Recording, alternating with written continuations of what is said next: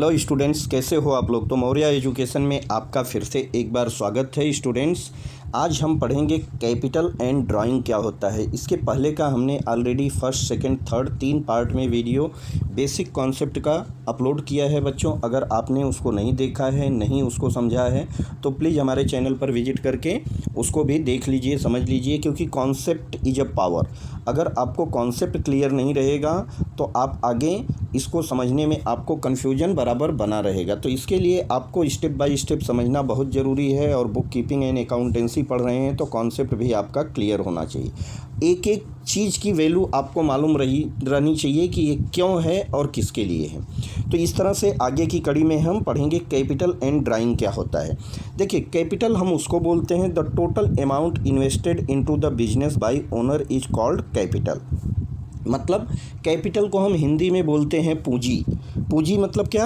Capital. जो हम कोई भी बिजनेस स्टार्ट करते हैं, जब हम कोई भी बिजनेस स्टार्ट करते हैं तो जो इनिशियल इन्वेस्टमेंट करते हैं, उसमें जो हम पैसा लगाते हैं, वो पैसा चाहे कैश के रूप में लगाएं, चाहे फर्नीचर है, मोटर गाड़ी है, प्रॉपर्टी है, जिस भी रूप में हम पैसे का इन्वेस्टमेंट करते हैं इनिशियल बिजनेस को स्टार्ट करने के लिए, उसको हम कैपिटल बोलते हैं। बेसिक सा फंडा आप क्लियर रखिएगा। कैपिटल को हम आगे इंक्रीज और डिक्रीज करते रहते हैं एज पर बिजनेस रिक्वायरमेंट, तो उसको भी हम कैपिटल बोलते हैं। अगर हम कैपिटल इंट्रोड्यूस करते हैं तो कैपिटल को इंक्रीज कर रहे हैं, और कैपिटल को डिक्रीज कर रहे हैं मतलब बिजनेस से निकाल रहे हैं, तो उससे हम कैपिटल को डिक्रीज करते हैं। ठीक है। तो कैपिटल का मीनिंग, जो भी हम पैसा कोई भी बिजनेस चालू करने के टाइम पर लगाते हैं उसको हम कैपिटल बोलते हैं। कैपिटल का मीनिंग भी होता है कि टोटल हमारी जो क्या है, एसेट्स, जो हमारे पास एसेट्स हैं, जो प्रॉपर्टीज़ है, प्रॉपर्टीज़ में से जो लाइबिलिटीज़ का मतलब होता है उत्तरदायित्व या दायित्व बोलते हैं, जो हमको बाहर के लोगों को पैसा पे करना रहता है। ठीक है। तो उसको अगर हम एसेट्स में से लाइबिलिटीज़ को माइनस कर देते हैं तो जो बचता है वही हमारी कैपिटल। कैपिटल भी एक तरह से बिजनेस की क्या रहती है, लाइबिलिटीज़ रहती है। क्यों? क्योंकि बिजनेस को हम पैसा दे देते हैं। यहाँ पर देखिए, जो बिजनेस ओनर है वो अलग हो जाता है और जो बिजनेस रहता है वो अलग रहता है। क्योंकि बिजनेस ओनर क्या करता है, उतना कैपिटल या उतना पैसा उस बिजनेस को देता है कि भाई इसी पैसे से हमको अर्निंग करके देना है। तो इसको हम क्या बोलते हैं, इसको हम कैपिटल बोलते हैं। और अगेन इसको अगर हम अगेन देखें तो नए वर्ड में या इसको दूसरे वर्ड में हम क्या बोलते हैं, लाइबिलिटीज साइड में दिखाया जाता है। एक तरह से बिजनेस के ऊपर लाइबिलिटीज रहती है। ठीक है। देखिए दिया है कि capital is a liability of the business and this amount is payable by business enterprise to the owner at the time of closure of the business. जब हम बिजनेस कभी बंद करते हैं इन केस किसी कारण से, तो हमारी कैपिटल वैसे ही रहनी चाहिए। वो कैपिटल उतना बिजनेस को रिस्पॉन्सिबिलिटी रहती है, बिजनेस को रिटर्न करना पड़ता है किसको, ओनर को। इसके लिए हम इसको लाइबिलिटीज बोलते हैं। आगे बात आती है ड्राइंग किसको बोलते हैं। ड्राइंग का मतलब होता है बच्चों, देखिए, जो अमाउंट हम अपने पर्सनल यूज के लिए लेते हैं, जो अमाउंट हम अपने पर्सनल यूज के लिए बिजनेस से निकालते हैं। देखिए, अगर हम उस स्टॉक को या उस मटेरियल को या उस प्रोडक्ट को अगर हम सेल करते तो हमको पैसा मिलता। ठीक है। पैसा मिलता तो हमारा प्रॉफिट जनरेट होता, प्रॉफिट अर्न होता। और बिजनेस का मेन मुद्दा, मेन कॉन्सेप्ट क्या है, पैसा कमाना, उससे प्रॉफिट अर्न करना है। जहाँ बिजनेस शब्द आएगा वहाँ प्रॉफिट साथ में रहता ही है, लॉस तो साथ साथ हो जाता है, वो अलग चीज़ है। ठीक है। तो जो हम पर्सनल यूज के लिए कुछ पैसे लेते हैं बिजनेस से, या गुड्स या कोई एसेट्स हमारे काम की चीज़ रहती है, उसको हम लेते हैं, बिजनेस से विड्रॉ करते हैं, तो इसको हम क्या बोलते हैं, ड्राइंग्स बोलते हैं। इसको हम ड्राइंग्स बोलते हैं। मतलब यहाँ देखिए, अब ऐसा नहीं कि ये बिजनेस से हम जो भी चाहिए जब चाहिए निकाल सकते हैं। ड्राइंग का मतलब हम अपने पर्सनल काम के लिए ले रहे हैं, पर्सनल यूज के लिए ले रहे हैं, घर खर्चे के लिए ले रहे हैं, किसी भी काम के लिए है, तो इससे बिजनेस से रिलेशन नहीं रहता है। इसको हम बिजनेस में क्या करते हैं, हमारी कैपिटल से इसको माइनस करते हैं ड्राइंग को। क्यों? क्योंकि ये हमारा पर्सनल यूज का पैसा है। ठीक है। आगे देखिए, एग्जाम्पल के तौर पर क्या दिया है कि जैसे प्रोप्राइटर ने क्या किया, प्रोप्राइटर ने अपने बच्चे की कॉलेज की फ़ीस पे की। अपने बच्चे की क्या, जैसे आप हो, आपके डैडी का अगर कोई बिजनेस बिजनेस है और वो बिजनेस चला रहे हैं, तो बिजनेस से रिलेटेड आपकी फ़ीस नहीं है। आपकी फ़ीस बिजनेस से रिलेटेड फ़ीस कौन सी होती, जैसे सीए की फ़ीस हुई, सीएस की फ़ीस हुई, या और अलग कोई लीगल फ़ीस हुई, इसको हम बिजनेस के तहत रखते हैं। लेकिन कॉलेज की फ़ीस मतलब ये हमारा पर्सनल एक्सपेंस है, अपने हम बच्चे या बच्ची की जो फ़ीस पे करते हैं, ये हमारा ड्राइंग की कैटेगरी में आता है। ठीक है। मेडिकल एक्सपेंसेस, कोई बीमार पड़ गया, मम्मी पापा, भाई बहन, चाची चाचा, तो इसको भी हम क्या करेंगे, ये सारी चीज़ ड्राइंग के तहत आती है। मोबाइल का बिल अगर हमने पे किया जो कि बिजनेस में नहीं यूज हो रहा है, पर्सनल यूज का मोबाइल है, तो इसको हम ड्राइंग कहते हैं। ठीक है। आगे हम चलते हैं, डेटर्स एंड क्रेडिटर्स क्या होता है। देखिए, डेटर्स और क्रेडिटर्स की बात की जाए बच्चों, तो डेटर्स मतलब, डेटर्स को हिंदी में बोलते हैं देनदार। तो हमारे लिए देनदार कौन होगा, हमारे लिए देनदार कौन होगा, या उस बिजनेस के लिए देनदार कौन होगा, जो हमारी दुकान पर, हमारी कंपनी में या हमारे ऑर्गेनाइजेशन पर चल कर आता है और हमसे कुछ परचेजिंग करता है, हमसे कुछ ख़रीदारी करता है, हमसे कुछ बिजनेस की डील करता है, कोई प्रोडक्ट परचेज करता है। तो जब परचेज करेगा तो दो काम होता है, एक तो हमको कैश देगा तुरंत, अदरवाइज कैसा होगा कि क्रेडिट में सेल होगा। जो क्रेडिट में सेल होता है, इस रिकॉर्ड को, जो हमारा पैसा बाद में आने को रहता है, ये किससे आएगा, जिसको हमने माल बेचा हुआ है। तो ऐसे कस्टमर को हम क्या बोलते हैं, डेटर्स बोलते हैं। तो कहने का मतलब कि हमारे बिजनेस में अगर जो चलकर आता है, आज डिजिटलाइजेशन है, डिजिटल ज़माना है, फिर भी ख़रीदारी लोग करते हैं, तो कोई भी किसी भी कंपनी से, चाहे वो सिंगल पैसे का, सिंगल रुपए का, लाखों रुपए का, करोड़ों रुपए का जो भी परचेज करता है, एक पैसे से लगा के अरबों खरबों तक, इसको हम क्या बोलते हैं, ऐसे कस्टमर को हम डेटर्स बोलते हैं। इसको हम क्या बोलते हैं, डेटर्स बोलते हैं। ठीक है। तो जो हमारे बिजनेस में ख़रीदारी करता है, हमारे बिजनेस के लिए काम करता है, हमारा माल परचेज करता है। ठीक है। हमारे लिए सेल रहता है, उसके लिए परचेज रहता है। ठीक है। देखिए, एक सेलर दूसरे के लिए परचेजर है, एक परचेजर दूसरे के लिए सेलर है। अब बोलेंगे कैसे। देखिए, कोई अगर हमसे कोई स्टॉक खरीदता है तो हमारे लिए क्या है, वो डेटर्स हो गया, और हमने जो माल बेचा उसको हमारे लिए सेलिंग हो गया, और उसके लिए क्या हो गया, परचेजिंग हो गया। अगर वही स्टॉक ले जाके वो आगे बेचता है, किसी को आगे बेचता है, तो उसके लिए क्या हो गया, वही स्टॉक उसके लिए सेलिंग बन गया और सामने वाले के लिए परचेजिंग बन गया। तो हमारे लिए क्या हो गया, हमारे लिए डेटर्स कौन है, जिसने हमसे परचेज किया था, उसके लिए डेटर्स कौन है, जो उससे परचेज किया है। ठीक है। अब उसके लिए और उस हमारे लिए, देखिए, हमारे लिए वो डेटर्स हैं, और क्रेडिटर्स किसके लिए हैं, क्रेडिटर्स उसके लिए हैं कि जो उसका लेनदार है, जो उसका लेनदार है। अगर लेनदार कौन होगा, उसकी नज़र में हम क्रेडिटर्स हैं, हम क्रेडिटर्स हैं। कैसे हैं, क्योंकि हमने उसको स्टॉक सेल किया है, तो हम उसको पैसा क्या कर रहे हैं, उससे पैसा ले रहे हैं। तो हमारे लिए वो डेटर्स है और उसके लिए हम क्या हैं, क्रेडिटर्स हैं। ठीक है। तो सेलर, यहाँ आप डेटर्स को समझ गए, सेम क्रेडिटर्स होता है, a person to whom business has to pay for getting goods, जिससे हम अपने लिए, अपने शॉप के लिए, अपने बिजनेस के लिए, अपनी कंपनी के लिए स्टॉक मंगाते हैं, मटेरियल मंगाते हैं, उसको भी हमको पे करना होता है।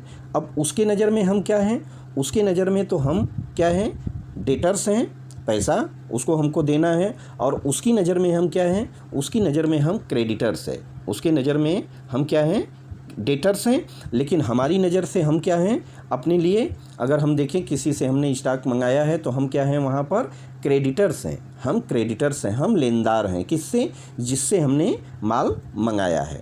मतलब हमको उसको क्या करना है, पैसे को देना पड़ेगा। हमने स्टॉक मंगाया तो हमको पैसा तो देना पड़ेगा ना भाई, आज दें, आज दिए तो हमने कैश दिया, रोकड़ा, कैश क्रेडिटर आएंगे। अगर हमने बाद में पेमेंट किया तो क्या होगा, क्रेडिटर्स आएंगे। ठीक है।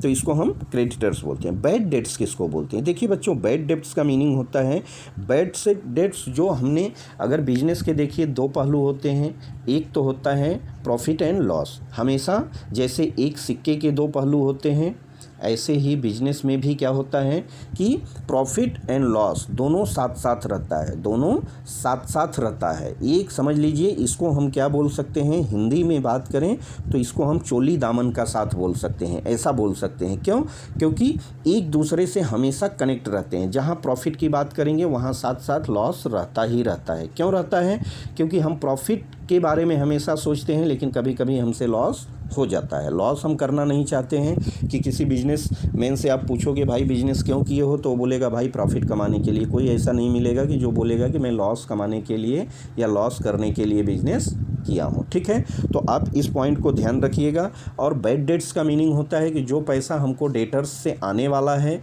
किसी कारण से नहीं आता है, कुछ डिस्प्यूटेड मैटर हो गया, कुछ स्टॉक ख़राब निकल गया, या पार्टी भाग गई, या पार्टी इंसॉल्वेंट हो गई, तो ये सारी चीज़ें बहुत सारी कैटेगरी होती है जिसकी वजह से हमारा, आप समझिए कि बिजनेस में जो पैसा हमारा डूब गया, आने वाला था नहीं आ पाया, उसको हम बैड डेट्स बोलते हैं। ठीक है, आगे हम चलते हैं expenditure and type of expenditure. Expenditure का मतलब होता है खर्चा, और टाइप्स ऑफ एक्सपेंडिचर और उस खर्चे के प्रकार। देखिए एक्सपेंडिचर में आता है दो टाइप के यहाँ पर दिखाए गए हैं, एक होता है हमारा कैपिटल एक्सपेंडिचर और दूसरा होता है रेवेन्यू एक्सपेंडिचर।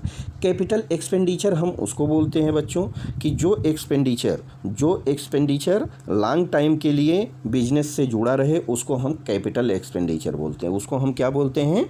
कैपिटल एक्सपेंडिचर बोलते हैं। तो जो लॉन्ग टर्म के लिए, जैसे कि this expenditure is incurred to acquire fix assets और increase the value of fix assets. कोई असेट्स की वैल्यू बढ़ाने के लिए अगर हमने कुछ एक्सपेंस करा है तो उसको हम कैपिटल एक्सपेंडिचर बोलते हैं। क्योंकि फर्नीचर वगैरह तो हम हर साल नहीं चेंज करते हैं, हर महीने नहीं चेंज करते हैं, हर दिन नहीं चेंज करते हैं। एक बार हमने फर्नीचर एंड फिक्चर्स फिक्स कर लिया तो 2 साल 4 साल 10 साल 20 साल के लिए फिक्स हो जाता है। इसको हम लॉन्ग टाइम के लिए यूज करते हैं। ठीक है, तो इसको हम क्या बोलते हैं? इसका नॉन रिकरिंग भी काम रहता है। ये जो हम एक्सपेंस करते हैं इससे नॉन रिकरिंग रहता है, इससे हम अर्निंग नहीं करते हैं। ठीक है, इसको हम कैपिटल एक्सपेंडिचर बोलते हैं। Revenue expenditure is an expenditure from which no further benefit is expected but having immediate और short term benefit may be less than 1 year. जो हम रेवेन्यू एक्सपेंडिचर क्या होता है? जो खर्चे हम शॉर्ट टर्म के लिए करते हैं, 10 दिन 15 दिन, तुरंत हमने किसी को भाड़ा दिया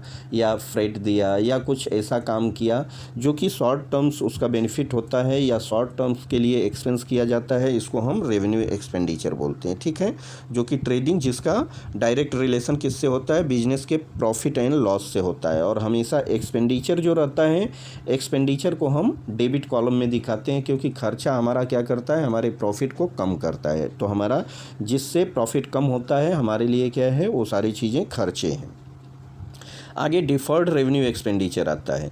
देखिए, an expenditure which is basically revenue in nature, benefit of which is not exhaust with in 1 year, called deferred revenue expenditure. जैसे हम क्या करते हैं?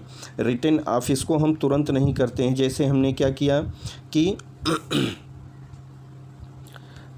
अगर हम कोई, मान लीजिए यहाँ पर कोई एक्सपेंस करते हैं, जो एक्सपेंस क्या है? वो एक्सपेंस का बेनिफिट हम एक ही साल नहीं लेते हैं। जैसे हमने कोई एडवर्टाइजमेंट किया तो एडवर्टाइजमेंट हमारा क्या है? एडवर्टाइजमेंट हम 1 साल के लिए कर सकते हैं, 6 महीने के लिए कर सकते हैं, 5 साल 10 साल का कॉन्ट्रैक्ट बेसिस पर कर सकते हैं। तो इसका बेनिफिट हमको क्या मिलता है? हमको हर साल इसको, अब ऐसा नहीं 10 साल के लिए हमने एक्सपेंस करा है तो एक ही साल में हम उसको माइनस कर देंगे। एक ही साल में बिजनेस से माइनस करेंगे तो उस साल के लिए क्या हो जाएगा? हमारा प्रॉफिट को ज़्यादा कम करेगा। तो उसको हम 10 पार्ट में डिवाइड करेंगे, 10 ईयर के लिए है तो उस रेशियो में हम उसको वेव्ड ऑफ करते जाएंगे। ठीक है, तो हमारे बिजनेस पर 10 साल का खर्चा 10 साल में हम उसको एक्सपेंस में की कैटेगरी में रखते हैं। हैवी एक्सपेंडिचर ऑन एडवर्टीज दिया है। देखिए, हैवी लीगल एक्सपेंसेस, जैसे हम गुमास्ता बनवाते हैं या कोई जो लीगल काम करते हैं तो लीगल भी हम 2 साल 5 साल 10 साल 20 साल के लिए करते हैं। तो उसका बेनिफिट अगर हम 20 साल के लिए लेते हैं तो ऐसा नहीं कि हम उसको फर्स्ट ईयर में ही वेव्ड ऑफ करेंगे, इसको हम 20 साल तक एक रेशियो में डिवाइड करके करेंगे एज पर बिजनेस कम्युनिकेशन जो भी हुआ है। Cash discount and trade discount. देखिए बच्चों, कैश डिस्काउंट क्या होता है? अगर हमने कोई सामान खरीदा, कोई परचेजिंग किया जो कि सामने सामने हमको कैश डिस्काउंट मिलता है, रोकड़े में ख़रीदा, और ये डिस्काउंट कभी अप्लीकेबल होता है जब हम कोई चीज़ रोकड़ा या कैश में ख़रीदते हैं। जब हम कोई चीज़ कैश में ख़रीदते हैं तो उस टाइम पे जो हमको बेनिफिट या डिस्काउंट मिलता है कंपनी के तरफ से, बड़ी बड़ी कंपनियाँ देती हैं, भाई आपने 10,000 रुपये का अगर माल परचेज किया तो आपको 2% हम क्या देंगे? कैश डिस्काउंट देंगे, 5% कैश डिस्काउंट देंगे। ठीक है, तो ये अलग अलग कंपनियों का नॉर्म्स रहता है। As per business communication cash discount हम घटाते बढ़ाते रहते हैं, इसको हम क्या बोलते हैं? कैश डिस्काउंट बोलते हैं। ट्रेड डिस्काउंट क्या होता है? ट्रेड डिस्काउंट की बात करें बच्चों तो ट्रेड डिस्काउंट एक कॉमन सबके लिए दिया जाता है। एक ट्रेडिंग डिस्काउंट होता है जिसको कि हम दिखाते हैं कि भाई हम अपने जो बिजनेसमैन हैं, जो हमारे परचेजर हैं, इतना डिस्काउंट दे रहे हैं। ट्रेड डिस्काउंट कॉमन डिस्काउंट होता है जो सबको दिया जाता है, जो सबको दिया जाता है। मान लीजिए हमने 10,000 रुपये का कोई परचेज किया और उस पर ट्रेड डिस्काउंट 10% है, ठीक है। अगर हमने 10,000 का परचेजिंग किया और उस पर ट्रेड डिस्काउंट कितना है, ट्रेड डिस्काउंट हमको बोला गया है 10%, तो 10,000 का 10% कितना हुआ, 1,000 रुपये, ठीक। तो 1,000 रुपये तो ट्रेड डिस्काउंट तुरंत माइनस हो जाएगा। हमको पेमेंट कितना करना है, पेमेंट हमको करना है 9,000। तो 9,000 की एंट्री जो सेलर है उसके भी बुक में की जाएगी और 9,000 की एंट्री हमारे भी बुक में की जाएगी। ट्रेड डिस्काउंट जो भी दिया जाता है इसको हम अपने बुक में नहीं दिखाते हैं, क्योंकि हमने एक्चुअल पेमेंट 9,000 किया है, तो हमारा 1,000 से कोई भी लेना देना नहीं रहता है। सेम सेलर के लिए भी होता है और सेम परचेजर के लिए भी होता है। आगे हम चलते हैं सॉल्वेंट एंड इनसॉल्वेंट। देखिए सॉल्वेंट किसको बोलते हैं, इनसॉल्वेंट। सॉल्वेंट का मतलब होता है कि if a person's assets are more than his liability. Solvent का मीनिंग कैसा होता है, सॉल्वेंट का मतलब होता है कि जो हमारा क्या है, कोई भी असेट्स की वैल्यू हमेशा लाइबिलिटीज से ज़्यादा हो। हमारे असेट्स के जो हमारा बिजनेस है, जो हमारी प्रॉपर्टीज़ है, जो उसमें हमारे असेट्स लगी हुई है, संपत्ति लगी हुई है, इसकी वैल्यू हमेशा किससे ज़्यादा होनी चाहिए, लाइबिलिटीज से ज़्यादा होनी चाहिए। तब हम किस कैटेगरी में आएंगे, सॉल्वेंट। सॉल्वेंट मतलब हम सक्षम हैं, हमारे पास प्रॉपर्टीज़ हैं, हमारे पास लाइबिलिटीज को पे करने के बाद भी हम स्टेबल हैं। मतलब इस कंडीशन में क्या होता है कि हम किसी को पेमेंट करने के लिए कैपेबल हैं, इसको हम सॉल्वेंट बोलते हैं। अब जैसे एग्जाम्पल के तौर पे समझाया कि अ पर्सन टेक्स असेट्स, उसके पास असेट्स कितनी है, 50 लाख की है और टोटल उसके जो डेब्ट्स हैं, जो कर्जे हैं 30 लाख के हैं। तो इस सिचुएशन में क्या है कि अगर उस बिज़नेस को क्लोज करता है या किसी कारण से उसको पेमेंट करना है किसी को, तो क्या है कि उसके पास प्रॉपर्टी है, उस प्रॉपर्टी को सेल करके 50 लाख की उसके पास प्रॉपर्टी है, उसको सेल करके 30 लाख पे कर देगा, तब भी उसके पास क्या है, 20 लाख उसके पास कैपेसिटी है, उसकी सॉल्वेंसी गिनी जाएगी, ठीक है। अगर यही काम अपोजिट हो जाए, यही काम क्या हो जाए, अपोजिट हो जाए, तो इस सिचुएशन में हम क्या बोलते हैं, इनसॉल्वेंट बोलते हैं। इस सिचुएशन में हम इनसॉल्वेंट बोलते हैं। जैसे कि हमारी टोटल कैपिटल ही मान लीजिए, जो हमारी जो असेट्स है वो 30 लाख की है, जो हमारी एसेट्स है कितनी है, 30 लाख की या 20 लाख या 50 जो भी है, आप मान लीजिए कि हमारी जो एसेट्स है हमारे लाइबिलिटीज़ से कम है। हमारी एसेट्स मान लीजिए 30 लाख हैं और हमारी जो लाइबिलिटीज़ है 50 लाख की है, ठीक है। हमको पेमेंट मार्केट में जो चुकाना है कितना, 50 लाख चुकाना है, जबकि हमारे पास 30 लाख के लिए ही हम एबल है। तो जो 20 लाख का यहाँ पर जिसका भी पेमेंट रुका रहता है, उस कंडीशन में, चाहे वो बैंक हो सकती है, चाहे कोई फाइनेंसर होता है, इस कंडीशन में उसकी नज़र में हम क्या हैं, इंसॉल्वेंट है, ठीक है। जो हम अक्षम हो गए हैं, हम पेमेंट नहीं कर पा रहे हैं। आगे हम पढ़ेंगे कि अकाउंटिंग ईयर किसको बोलते हैं, बहुत इंपॉर्टेंट है। अकाउंटिंग ईयर में बच्चे यहाँ कन्फ्यूज रहते हैं कि फाइनेंशियल ईयर किसको बोलते हैं, असेसमेंट ईयर किसको बोलते हैं। तो यहाँ पर फाइनेंशियल ईयर और असेसमेंट ईयर और अकाउंटिंग ईयर देखिए, हम जो फाइनेंशियल ईयर होता है इसको हम क्या बोलते हैं, अकाउंटिंग ईयर बोलते हैं। अकाउंटिंग ईयर को हम 12 महीने, कोई भी बिजनेस हम करते हैं तो उसमें हमारा हिसाब कितने महीने का रहता है, 12 महीने का रहता है। और हमारा अकाउंटिंग ईयर 1 अप्रैल और XYZ जो भी ईयर है, 1 अप्रैल से शुरू होकर 31 मार्च को जो ख़त्म होता है उसको हम क्या बोलते हैं, अकाउंटिंग ईयर बोलते हैं। अगर हमने कोई बिज़नेस स्टार्ट करा है, कि मान लीजिए हमने इसको कोई बिज़नेस को में स्टार्ट किया है, जनवरी में स्टार्ट किया है, तो हमारा उस टाइम पे अकाउंटिंग ईयर कितने दिन का होगा बच्चों, जनवरी, फरवरी, मार्च, 3 ही महीने का हमको अकाउंटिंग करना होगा, क्योंकि फाइनेंशियल ईयर हमारा 31 को एंड होता है एज पर बिजनेस नॉर्म्स। ऐसा नहीं कि हमने जैन से स्टार्ट किया तो हम जैन तक का 12 महीने का हिसाब बनाएंगे। आप इंडिविजुअल लेवल पर अपने से बना सकते हैं, लेकिन अगर ये अकाउंटिंग किसके लिए किया जा रहा है, बिजनेस के लिए किया जा रहा है, टैक्स पे करने के लिए किया जा रहा है, हमारा रिकॉर्ड किए रखा जा रहा है, हम इनकम टैक्स भरने के लिए करते हैं, तो उस कंडीशन में हमारा अकाउंटिंग ईयर क्या होता है, 1 अप्रैल टू 31 मार्च होता है। देखिए हमको यहाँ पर दिया भी है कि in the period of 12 month for which account is maintain or close by the proprietor earlier the proprietor were following any accounting year.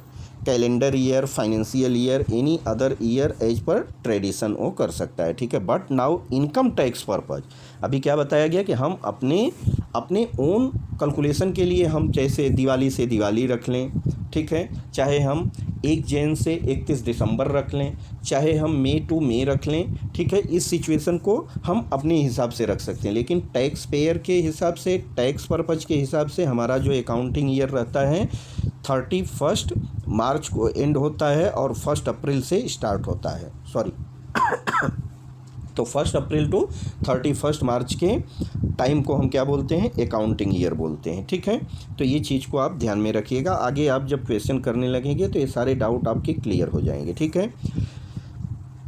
आगे हमको दिया है trading concern and not for profit concern. देखिए ट्रेडिंग कंसर्न क्या होता है, not for profit.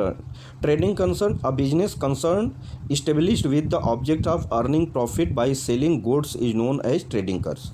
एक होता है हमारा, जैसे हम बोलते हैं क्या है, प्रॉफिट, जिसको हम ट्रेडिंग कंसर्न में, जिसमें हमको हमारा एम, हमारा मेन उद्देश्य क्या है, उससे प्रॉफिट अर्न करना है। हमारे बिजनेस का मेन एम क्या है, प्रॉफिट अर्न करना है। दूसरा होता है नॉन प्रॉफिट, जैसे हमारे एनजीओ होते हैं। एनजीओ का काम क्या होता है कि ये नॉन प्रॉफिट अर्निंग होता है, जैसे स्कूल, हॉस्पिटल, स्पोर्ट्स क्लब। कहने के लिए तो नॉन प्रॉफिट ऑर्गेनाइजेशन है, स्कूल खोल के लोग क्या करते हैं, बोलते हैं कि नॉन प्रॉफिट ऑर्गेनाइजेशन है, हम बच्चों को शिक्षित करते हैं, पर उनको हम एजुकेशन प्रोवाइड कर रहे हैं, लेकिन उसके अगेंस्ट, उसके आड़ में बहुत बड़े बड़े गेम होते रहते हैं, जो कि उनका मेन मुद्दा भी क्या है, प्रॉफिट कमाना ही है, लेकिन दिखाते हैं नॉन प्रॉफिट ऑर्गेनाइजेशन, ठीक। और ट्रेडिंग कंसर्न का मतलब उसका मेन उद्देश्य ही है प्रॉफिट कमाना, उसका मेन उद्देश्य ही है प्रॉफिट कमाना, ठीक। तो इस टाइप के एक होते हैं ट्रेडिंग कंसर्न, दूसरा होता है नॉन प्रॉफिट कंसर्न। तो इसको आगे भी आपको पूरा क्लियर किया जाएगा, डरने की बात नहीं है, बेसिक चीज़ें आप समझ लीजिए। गुडविल, आगे हम पढ़ेंगे बच्चों कि गुडविल क्या होता है। देखिए गुडविल एक बहुत इंपॉर्टेंट पार्ट होता है, एक गुडविल बहुत इंपॉर्टेंट पार्ट होता है, वो बिजनेस की समझिए रीढ़ की हड्डी होती है। अगर मैं हिंदी में बात करूं तो इसको हम रीढ़ की हड्डी बोलते हैं, जो कि बोन, समझ लीजिए एक तरह से बोन, बैकबोन का काम करता है। क्यों? क्योंकि इस पर बिजनेस की बहुत सारी चीज़ें डिपेंड करती है। ये गुडविल उसको बोलते हैं जो हमारे बिजनेस के रेपुटेशन को बोलते हैं, हमारे बिजनेस के रेपुटेशन को बोलते हैं। वहाँ पर जो आदमी काउंटर पर बैठता है उसके रेपुटेशन की बात होती है। कभी कभी देखिए हम किसी दुकान पर जाते हैं तो हम क्या करते हैं, अगर सेम ओनर या सेम पर्सन वहाँ पर नहीं रहता है तो हम देखते तो हैं सामान, लेकिन ख़रीदारी नहीं करते। हम क्या बोलते हैं, अरे वो भाई साहब रहते तो हमारी बात हुई थी, या वो जो बोलते हैं या जो बताते हैं वो सही बात होती है, हम उनसे ही खरीदारी करेंगे। मतलब क्या है, वहाँ पर आपके बिजनेस की वैल्यू नहीं रह जाती है, वहाँ पर गुडविल किसकी है, उस इंसान की है जिसने बिजनेस चालू करा है, या जिसके बिजनेस पर या जिसके बातों पर हम 2 साल 4 साल 10 साल 15 साल 20 साल से बिजनेस में अर्निंग कर रहे हैं। तो इसको हम गुडविल बोलते हैं, ठीक है। ये दिखता नहीं है, ये दिखता नहीं है। गुडविल मतलब हमारी एबिलिटी को बताया जाता है कि हमारे रहने पर हमारी सेलिंग बढ़ती है, तो मतलब क्या है, एक हमारी रेपुटेशन है, इसको हम गुडविल बोलते हैं, ठीक है। Goodwill is a reputation of business expand in the terms of money. इसको हम क्या है, अगर हम उस आदमी को, इसको हम मनी के रूप में भी मेजर करते हैं। आगे आप पढ़ेंगे, जब आप बैलेंस शीट वगैरह बनाएंगे तो गुडविल को अच्छे से पढ़ेंगे।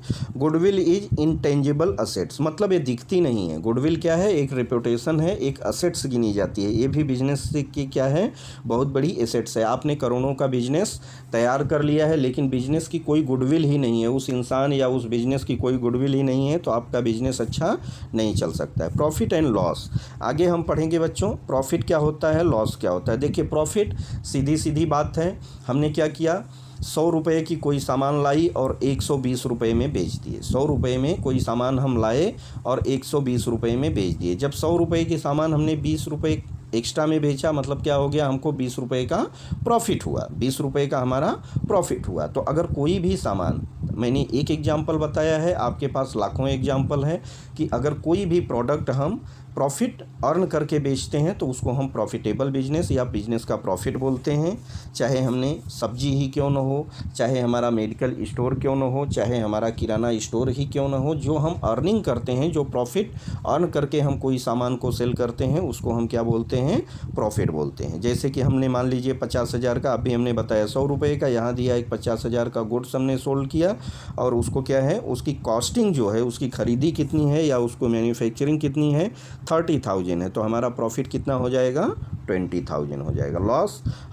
लॉस अचानक से हो जाता है, लॉस कोई करना नहीं चाहता। Loss when cost price of goods 6, 7, 8 में भी प्रॉफिट एंड लॉस के बारे में आपने मैथ में अच्छे से पढ़ा है, इसका फार्मूला भी आपने पढ़ा है, ठीक है। प्रॉफिट इक्वल टू क्या होता है, selling price minus cost price, और हमारा लॉस का मीनिंग क्या होता है, cost price minus selling price. मतलब हमारी खरीदी ज़्यादा होए और सेलिंग प्राइस कम है तो लॉस हुआ, खरीदी हमारी कम है और सेल हमने ज़्यादा में किया तो हमको क्या होता है, प्रॉफिट होता है। When cost price of goods is more than the selling price, then हमको क्या हो जाता है, लॉस। और लॉस क्या करता है, हमारे बिजनेस को डैमेज करता है, हमारी कैपिटल को डिक्रीज करता है। तो जो हमारे कैपिटल को इफ़ेक्ट देता है उसको हम क्या बोलते हैं, लॉस बोलते हैं। हमारी कैपिटल को ये कम करता है, ठीक है। लॉस को हम कैपिटल से माइनस करते हैं और प्रॉफिट को हम कैपिटल में जोड़ते हैं। तो कैपिटल अगर जुड़ती है तो हमारा बिजनेस स्ट्रांग बनता है, कैपिटल टूटते जाती है मतलब हमारा बिजनेस वीक होते जाता है, ठीक है।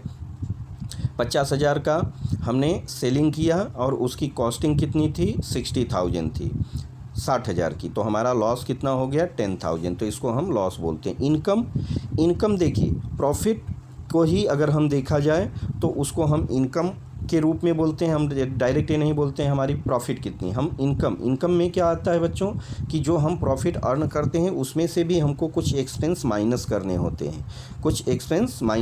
होते हैं, इसके बाद जो बचता है इसको हम इनकम बोलते हैं, ठीक है। It is a revenue arising, जैसे कि यहाँ पर दिया है कि बिजनेस ट्रांजैक्शन में द अमाउंट रिसीवेबल, कोई अमाउंट हमने काम तो कर दिया है लेकिन अभी हमको रिसीव नहीं हुआ है, बाद में भी रिसीव होने वाला है, या हमने सर्विस प्रोवाइड कर दिया है अभी पैसा नहीं मिला है, तो इसको जैसे किसी प्रकार का हमने किसी को पैसे दिए हैं जिस पे हमको इंटरेस्ट आना बाकी है, डिविडेंड है, कमीशन है, ये सारी चीज़ें क्या है, इनकम को बोलते हैं, इसको हम इनकम बोलते हैं, रेवेन्यू।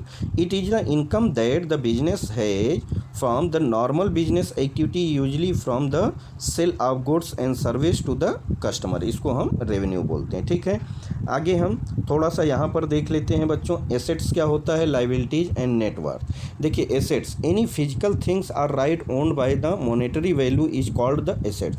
हम कोई प्रॉपर्टी, कोई भी प्रोडक्ट ऐसे लाते हैं जो हमको लॉन्ग टाइम बेनिफिट के लिए यूज करते हैं, हम अपने बिजनेस के लिए या एजुकेशन के लिए।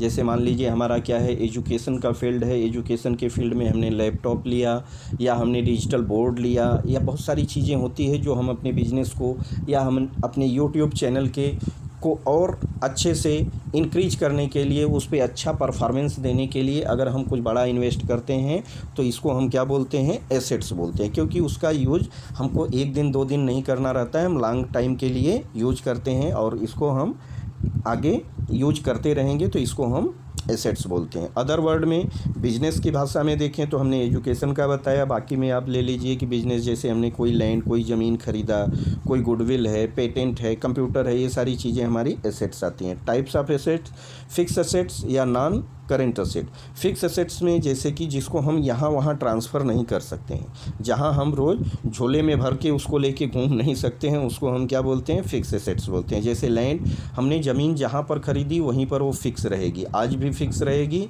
जब तक हमारे पास रहेगी, या हमने किसी को सेल करा तब भी वो वहीं पर रहेगी, ठीक है। तो हमारी लैंड हुई, कोई बिल्डिंग हमने ख़रीदा है या कोई बिल्डिंग में हमने फ्लैट लिया है या शॉप लिया है, ये सारी फिक्स एसेट्स में आती है। प्लांट एंड मशीनरी, बड़े पैमाने पे हमने कोई प्लांट बनाया है, मशीनरी बनाया है, लिया है, तो ये सारी चीज़ फिक्स एसेट्स में आती है। गुडविल भी हम फिक्स एसेट्स में रखते हैं। ये टेंजेबल और इनटेंजेबल दोनों की कैटेगरी में हो सकती है। जो दिखाई देती है वो टेंजेबल है, जो नहीं दिखाई देती इनटेंजेबल है। करंट एसेट्स में देखिए जो हमारी शॉर्ट टर्म्स की, जैसे जिसको हम छू सकें, देख सकें, वो अलग चीज़ है। जैसे डेटर्स से हमको पैसे आने हैं, कोई बिल हमने एक्सेप्ट करा है, उसका पैसा हमको आना बाकी है, ठीक है। कैश हमारी काउंटर में जो पड़ा है, या कैश जो बैंक में पड़ा है, या जो हमारे पास जिस प्रोडक्ट का हम बिजनेस करते हैं अगर हमारे पास स्टॉक पड़ा है, ये सारी चीज़ें करंट एसेट्स में आती है। फिक्टिटस मतलब होता है बनावटी, फिक्टिटस मतलब बनावटी assets. These assets are not represented by tangible possession property, इसको हम टेंजेबल की कैटेगरी में नहीं दिखाते हैं। जैसे दे आर इमेजिनरी, जो हमारी इमेजिन की करके हम ये देखते हैं, जैसे कि डिफर्ड रेवेन्यू एक्सपेंस, जैसे हमने क्या किया है, एडवर्टाइजमेंट पे एक्सपेंस किया है, ठीक है। तो एडवर्टाइजमेंट पे हमने 10 साल के लिए एक्सपेंस तो कर दिया है, ये डिफर्ड में आएगा, ठीक है, जिसका बेनिफिट हम क्या लेंगे, 10 साल तक के लिए लेते हैं, ठीक है।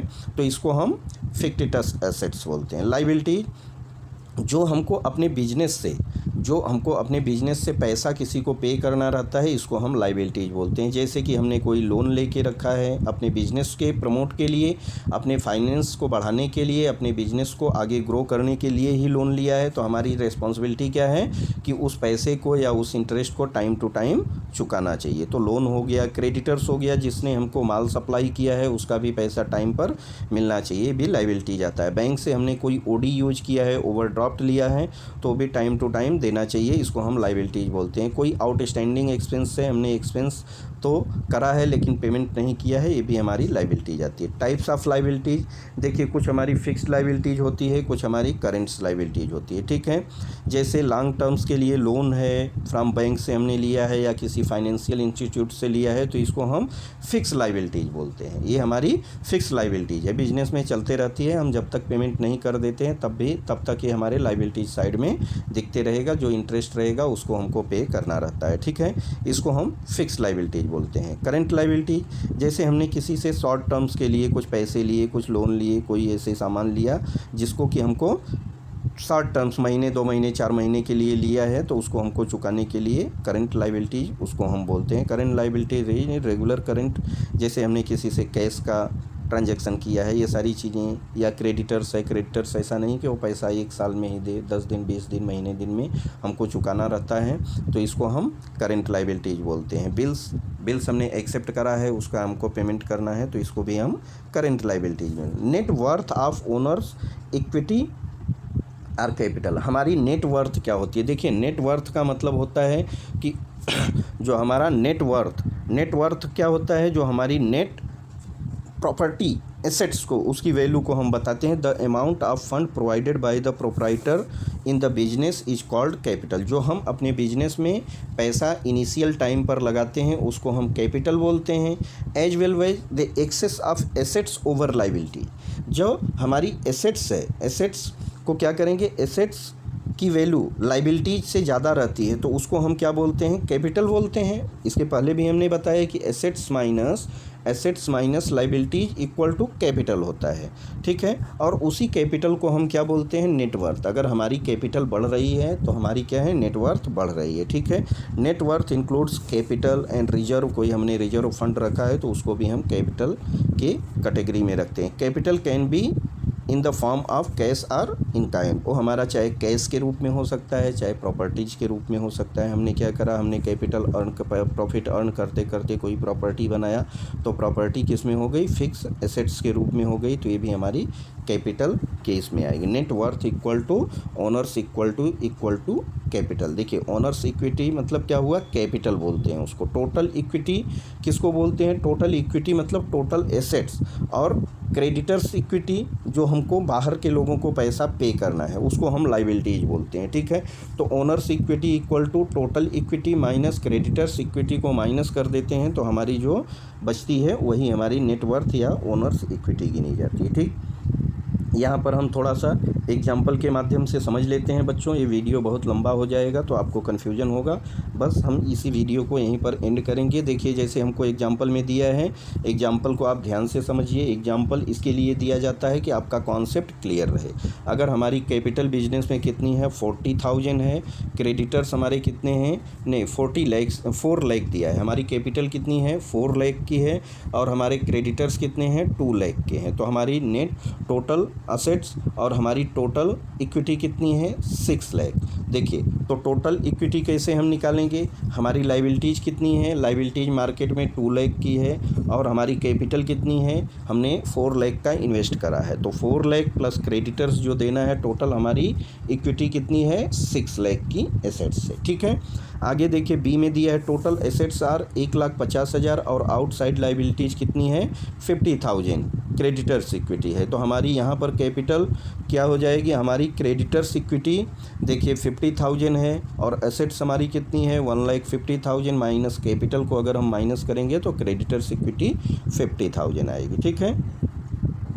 If total assets of the business 5 lakh है, कोई बिजनेस की टोटल एसेट्स कितनी है 5 लाख है और आउटसाइड लाइबिलिटीज़ 2 लाख है, तो यहाँ पर हमारी ओनर्स इक्विटी या कैपिटल कितनी आएगी, अरे भाई टोटल एसेट्स माइनस लाइबिलिटीज़ को घटा दीजिए, जो बचा वही हमारी कैपिटल हो गई। कॉन्टीजेंट लाइबिलिटी, देखिए कॉन्टीजेंट लाइबिलिटीज़ उसको बोलते हैं बच्चों की जो इन फ्यूचर वो हमारे लिए लाइबिलिटीज़ बन सकती है, अदरवाइज नहीं भी बन सकती है। तो कॉन्टीजेंट एंटी जो हमारी लाइबिलिटीज़ रहती है इसको हम बिजनेस के लाइबिलिटीज़ साइड में या बिजनेस में कहीं भी शो नहीं करते हैं। जब आगे इन फ्यूचर डिसाइड किया जाएगा, डिसाइड करेगा फ्यूचर, तब हम उसको लाइबिलिटीज़ की कैटेगरी में रखते हैं, अदरवाइज कॉन्टीजेंट लाइबिलिटीज़ को हम यहाँ पर नहीं लिखते, उसको हम एक फुट नोट की तरह लिख सकते हैं। क्यों? क्योंकि हमको हमारे नॉलेज में ये रहे कि ये लाइबिलिटीज़ बन सकती है, अदरवाइज नहीं बन सकती। जैसे कि कोई वर्कर ने हमारे ऊपर क्लेम कर दिया है कि हमारा पैसा मिलना चाहिए था, इतना मिला नहीं है, अगर वो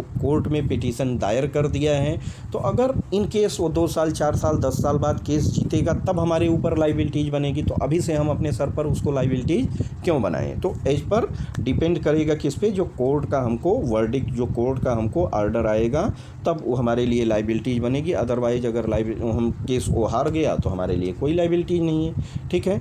तो इस तरह के हमारे जो खर्चे रहते हैं इसको हम कॉन्टीजेंट लाइबिलिटीज बोलते हैं। तो बच्चों आगे हम 1.8 में accounting concept, conventions and principle को पढ़ेंगे। तब तक आप इसको ध्यान से समझिएगा, ध्यान से करिएगा। आगे हम मिलते हैं नेक्स्ट वीडियो में, तब तक के लिए थैंक यू, बाय।